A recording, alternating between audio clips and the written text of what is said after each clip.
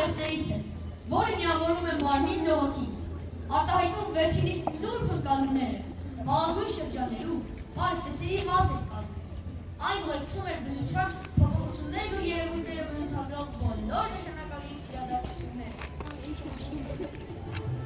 1982 թվականից ՅՈՒՆԵՍԿՕ-ի Պարեգոյն խորհրդի նախաձեռնությամբ ապրիլի 20-ը նշվում է որպես Պարեգոյն միջազգային օր։ Տոնի նախաձեռնությունների ստահացմամբ տոնի հիմնական գաղափարը պետք է լինի բոլոր ուղղությունների պարերի միավորում, որպես արվեստի միասնական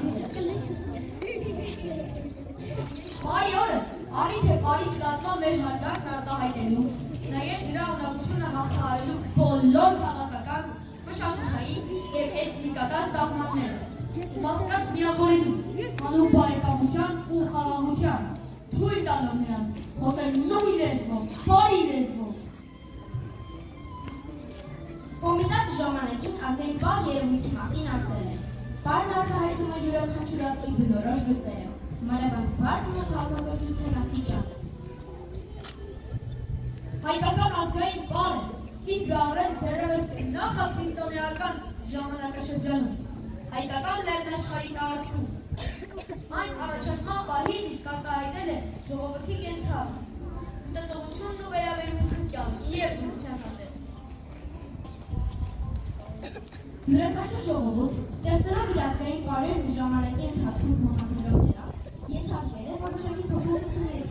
սակայն պահպանվել են հիմնական մշակութային բոլոր երաժշտական և արտահայտչական տարրերը,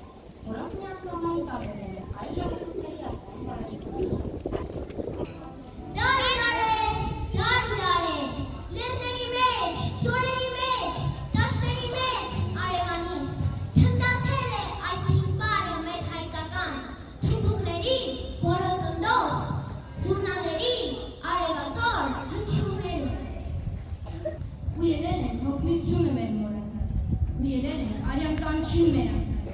ու մտել են շուրջպարի մեջ տղաների, պարելու և մոռանալու։